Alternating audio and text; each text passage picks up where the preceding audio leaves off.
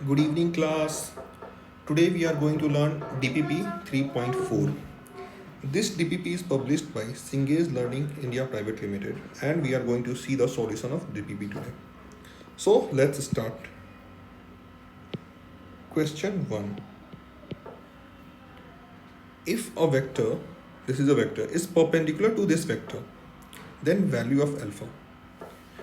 दो वेक्टर दिया हुआ है और उन दोनों के बीच में एंगल बता रहा है 90 डिग्री. बच्चे ध्यान रखना, जब भी ऐसा कोई केस आए ना, दो वेक्टर एक दूसरे के परपेंडिकुलर है, तो आपके दिमाग में सबसे पहला थॉट क्या आना चाहिए कि उनका डॉट प्रोडक्ट जीरो होगा. समझ में आ रहा है? अगर दो वेक्टर परपेंडिकुलर है तो उनका डॉट प्रोडक्ट क्या होगा?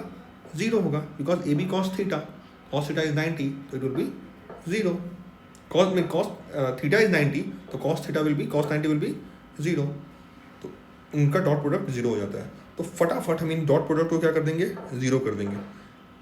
देखो इस क्वेश्चन में कैच क्या है, जो सेकंड वेक्टर है ना, इसको सही से अरेंज नहीं किया हुआ है. ये पहले जे कैप, फिर आई कैप, फिर के कैप. तो यहाँ पे बच्चे एक सिली मिस्टेक हो सकता है. तो मेक श्योर करो आप आई को आई से मल्टीप्लाई करो, जे को जे से और के को के से. ठीक है, तो आई को आई से करोगे तो क्या हो जाएगा? -8 प्लस 12 फिर plus 8 alpha. This should be equal to 0. यहाँ पे इस क्वेश्चन में आप सिली मिस्टेक करवा सकते हैं आपसे. तो क्या हो जाएगा?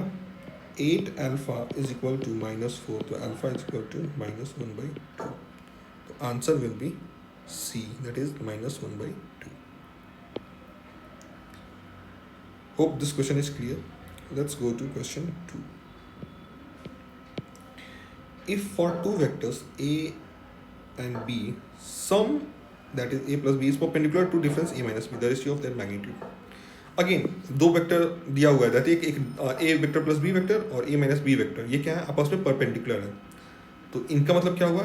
इसका मतलब ये हुआ अगेन ए वेक्टर प्लस बी वेक्टर और ए वेक्टर माइनस बी वेक्टर का डॉट प्रोडक्ट क्या हो जाएगा? जीरो. तो अगेन हम इनके डॉट प्रोडक्ट को क्या कर देंगे? जीरो कर देंगे. तो यहाँ पे हम डिस्ट्रीब्यूटिव लॉ को लगाते हुए पहले इसको ओपन कर लेते हैं. It will be A dot A minus A dot B plus B dot A minus B dot B is equal to 0. तो ए डॉट ए क्या हो जाएगा? दैट इज ए का मैग्नीट्यूड इंटू ए का magnitude into angle between a and a. तो angle between a and a क्या होता है? जीरो होता है. तो इट विल बी ए का मैग्नीट्यूड इंटू ए का magnitude, that is A square into angle between them. Angle between them is zero, तो कॉस जीरो 1, तो it will be A square minus A dot B plus B dot A minus again B square. तो देखो ये तो commutative love से क्या हो जाएगा? सेम ही हो जाएगा. A dot B same as B dot A, तो इसका वैल्यू हो जाएगा 0. तो बिकॉज माइनस में है ना, तो a square minus b square is equal to 0. Hence a square is equal to b square. इसका मतलब ए और बी का मैग्नीट्यूड क्या है? सेम है. ए का magnitude is same as b का magnitude. Hence the ratio of their magnitude will be 1. I hope this is clear to all of you. अगर किसी को भी कोई डाउट हो तो you can put in the comment section. Question 3. Again v1 plus v2 का magnitude is equal to v1 minus v2 का magnitude. v2 is finite, then मतलब ये मैग्नीट्यूड का फॉर्मूला दिया हुआ. तो मैग्नीट्यूड का फॉर्मूला तो आपको क्लास में कराया गया होगा. That is a vector plus b vector का मैग्नीट्यूड का फॉर्मूला क्या था? A square plus b square plus 2ab cos theta. तो इसका फिर वही कर लेंगे. v1 vector plus v2 vector का मैग्नीट्यूड क्या हो जाएगा? v1 square plus v2 square plus 2v1 v2 cos theta का under root. In the same way v1 vector minus v2 vector का मैग्नीट्यूड का फॉर्मूला क्या हो जाएगा?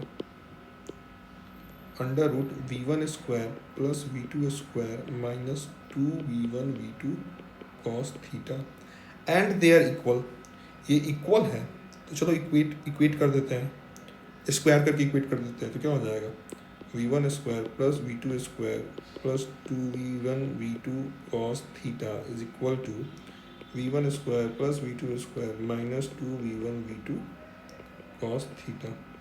तो ये v1 square v2 square cut जाएगा, तो क्या बच गया 2v1 v2 cos theta is equal to minus 2v1 v2 cos theta.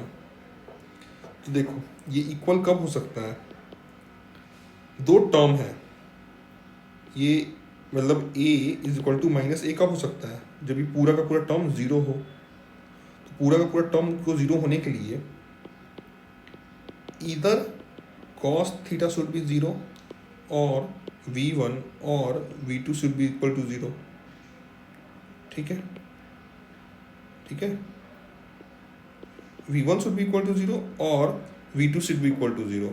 इन तीनों केस में होगा तभी क्या होगा, आपका ये पूरा टर्म जीरो होगा। सो दिया हुआ है v2 is finite.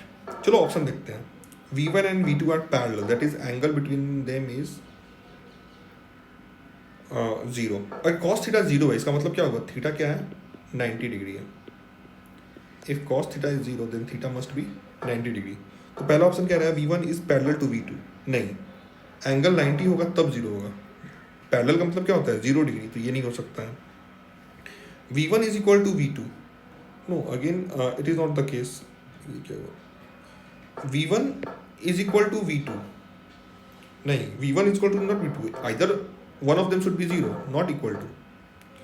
v1 and v2 are mutually perpendicular, that is angle between them is 90 degree. तो yes, ये ऑप्शन हो सकता है।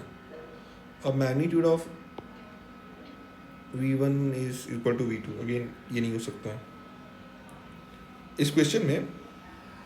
हाँ v2 तो v1 v2 जीरो है नहीं, from the question we can see. तो option C is the most viable option.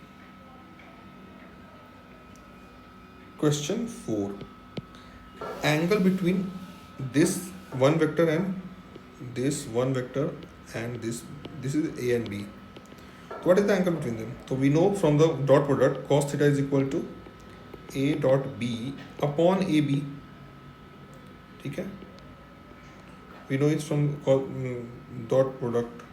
So what is a dot b? A dot b will be, सही से करो तो you find 1 upon what is the magnitude of first and second, so it will be √2 into √2, that is 1/2। तो theta कितना हो जाएगा 60 degree, theta will be C, fourth answer will be C। Now let's go to question 5।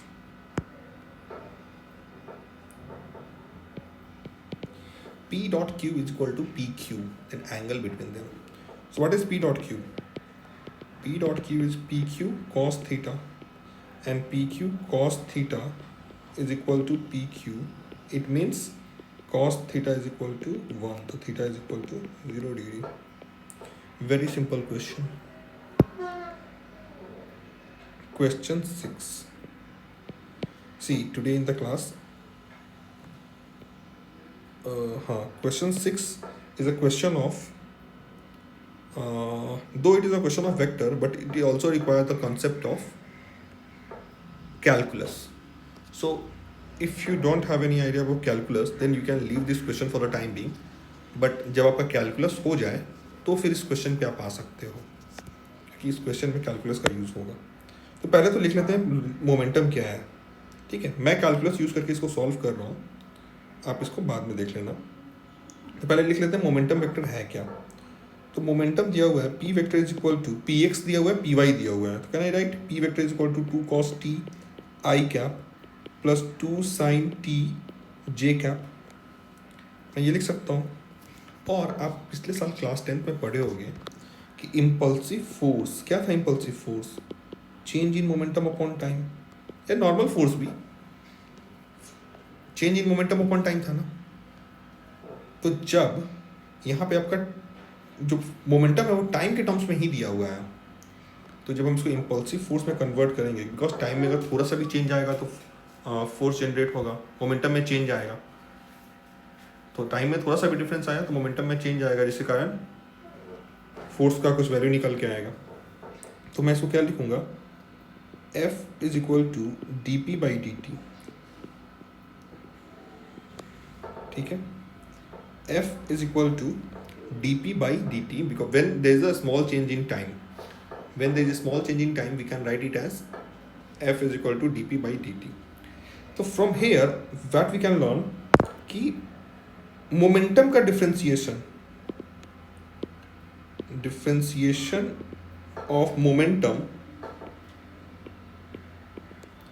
in terms of time gives force.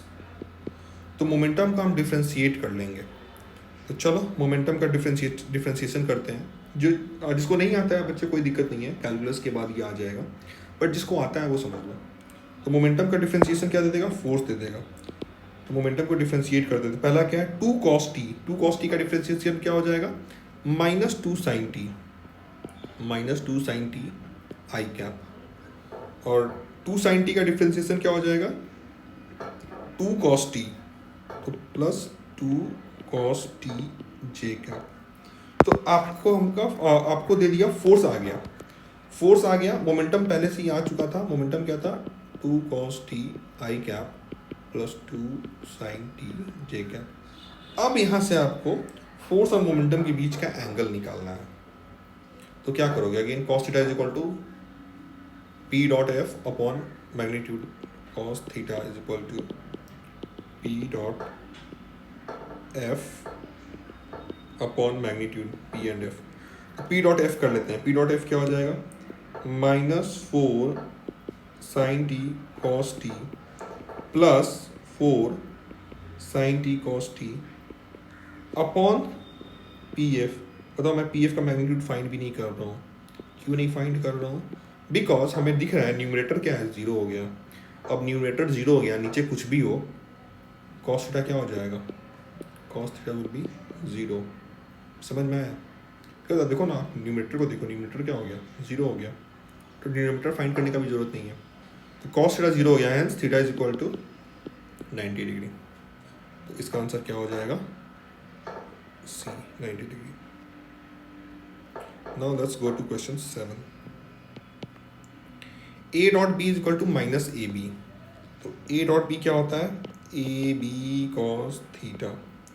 AB cos theta is equal to minus AB. ये जो mod लगा हुआ है वो magnitude बता रहा है, जो मैंने सीधा लिख लिया है A और B. तो A dot B that is AB cos theta is equal to AB, hence cos theta is equal to -1. तो theta is equal to 180 degree. आप लोग पढ़े होंगे. तो कौन सा ऑप्शन हो जाएगा? Option C. Option C will be the answer.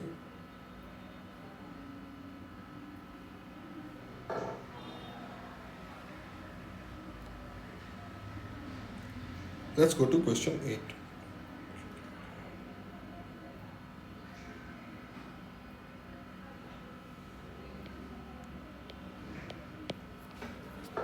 component of vector A along vector this, इसको मैं B vector ले लेता हूँ. component of vector A along that B vector क्या हो जाता है? A dot B upon B. आज क्लास में सीखे थे ना हम लोग, A dot B upon B. तो क्या हो जाएगा? A dot B क्या हो जाएगा? पहले A dot B निकालो. 2 + 3 अपॉन B का मैग्नीट्यूड अंडर रूट 2. तो क्या हो जाएगा? 5 अपॉन रूट 2. अगर इसी क्वेश्चन में पूछ देता कंपोनेंट वेक्टर, लाइक जो प्रोजेक्शन है उसको वेक्टर पूछ देता, तो क्या करते? फिर B का डायरेक्शन भी डाल देते. ओके चलो क्वेश्चन 9. A वेक्टर दिया हुआ है, B वेक्टर दिया हुआ है, then magnitude of resultant of A and B. तो A और B का पहले रिजल्टेंट निकाल लो. A डॉट B कितना हो जाएगा? 7 i cap minus j cap. ठीक है, नहीं plus j cap. 7 i cap plus j cap. अब इसका रिजल्टेंट निकालना है. तो रिजल्टेंट क्या हो जाएगा? रिजल्टेंट सीधा आप अंडर रूट क्या कर दोगे? 7 square plus 1 square that is under root 50. That is 5√2. Yes, पहला ऑप्शन करेक्ट है. Angle between A and B is 90 degree. तो अगेन जैसे 90 डिग्री आता है, क्या करोगे? डॉट प्रोडक्ट को 0 कर दोगे.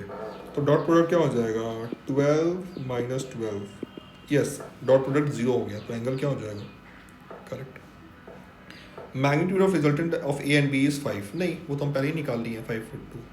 एंगल फिर जीरो कर दे रहा है, नहीं हम तो पहले ही निकाल लिया एंगल 90, एंगल तो पहले ही निकाल लिया ना 90 डिग्री, क्योंकि डॉट प्रोडक्ट जीरो हो गया, तो ओनली ए एंड बी।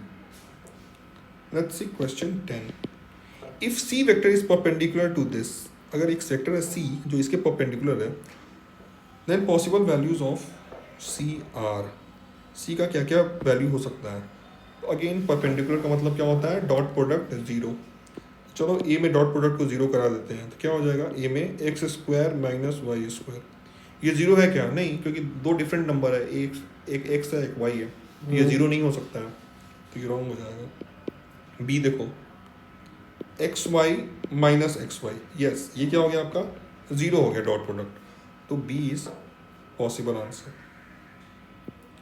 सी देखो, यहाँ पे क्या से देखो, अगेन अलग तरीके से ये रीअरेंज कर दिया है, पहले जे कर दिया है फिर आई किया है, तो हम आई का आई से करेंगे और जे का जे से करेंगे मल्टीप्लीकेशन, तो क्या हो जाएगा, माइनस एक्स वाई, पहले हम आई वाला कर रहे हैं तो क्या हो जाएगा, माइनस एक्स वाई प्लस फिर जे वाला कर रहे हैं एक्स वाई, तो ये जीरो हो जाएगा, यस ये जीरो हो जाएगा, तो ये भी पॉसिबल आंसर है। एंड डी जो केस है इसमें देखो, एक्स आई कैप जे कैप और ये के कैप है, तो ये तो जीरो ही हो जाएगा, तो yes d is also the possible answer. ठीक है, I hope all the questions are clear to all of you. अगर इसके बाद भी आपको क्लियर नहीं है तो you can message me, call me और put your doubt in the comment section, मैं वहाँ देख के आपको रिप्लाई कर दूँगा। ठीक है, ओके चलो, thank you, bye bye, good night.